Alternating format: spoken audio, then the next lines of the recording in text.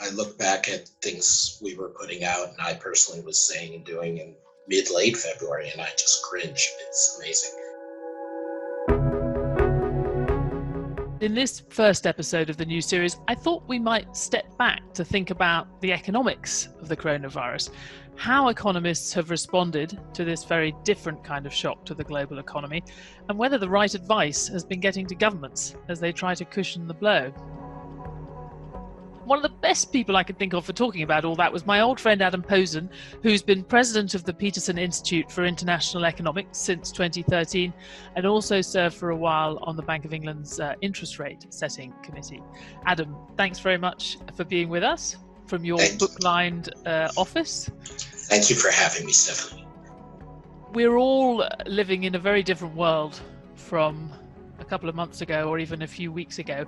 How do you think economists have done in first sort of assessing this shock and then thinking about how we respond to it? I think economists have displayed both the strengths and the weaknesses of the profession. The strength of being relatively empirical and, perhaps to people's surprise, having agreement on some basic principles in a policy context is very evident. There is 99% agreement that government had to be involved. It couldn't be just the central banks. And we had to think in terms of essentially bridge loans and job-preserving programs on an incredible scale. But of course, as you well recognize, and I view to my shame cringing, if you look back to what economists were talking about, including myself, in early February, mid-February, we were not seeing this coming. Our ability to forecast and our ability to think about what kinds of shocks are happening when remains very limited. And one of the big bits of advice, I guess, that's been particularly, you could see it particularly in the European government's efforts, is this effort to, if you like, hold the economy in suspended animation. Everything, the sort of bottom has fallen out of demand, and obviously a lot of businesses feeling that they will go under very quickly, seeing the kind of fall in revenues that you don't get even in a really deep recession. You're talking about 90% or 100% in some cases, rather than even the worst kind of recession, which might see 20 or 30% fall in demand. But the economists have basically said, now what you have to do is do what you can to fill that hole that's been blown into the economy, so that the economy is then intact when you come out the other side. Do you think we know what we should be trying to do in principle? Do you think in practice we're going to be able to do that? I think you've hit the profound insight, Stephanie, which is that even more than a usual recession, this is something where there's abrupt sudden stop, and who falls apart in terms of businesses and jobs depends entirely on cash flow at that moment.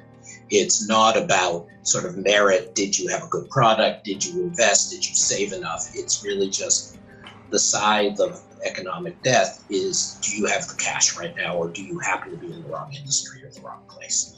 And so the response that we've put together, and I should say we, I mean the community has put together, is really one about providing essentially a bridge loan for everybody.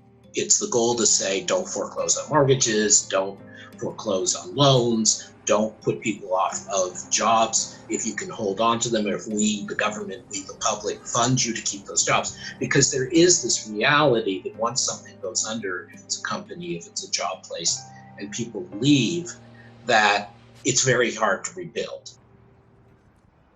Some people have said that we may see a reset in our approach to government and what kind of role the government should have. Maybe it should be offering more of a safety net to people in the gig economy, for example. Will this different attitude towards government change, do you think, even in somewhere like the US? I think it will. I think there'll be pressure in that direction, and I'm hopeful, but I also think this is going to be much more contentious. I think that there will be, I'm already talking to people who say, again, not completely unreasonably, well, we don't want to communize the system. We don't want a permanent ownership of government of all the main industries. But I certainly believe the U.S. has a real opportunity and a real reason now to move towards more safety net, as you say, for its workers, for its people. And I think also what's become very clear with the changes in the unemployment regime in the U.S. is that we do have a lot to learn from Europe. that you need to make it so that jobs are not as fragile, as low connection, as you mentioned, gig workers, informal sector, part-time people, but also even full-time people in the US tend to have much more tenuous support and connection to their jobs at the lower end of the income scale. That should change. Adam Posen, thank you very much. Thanks for having me.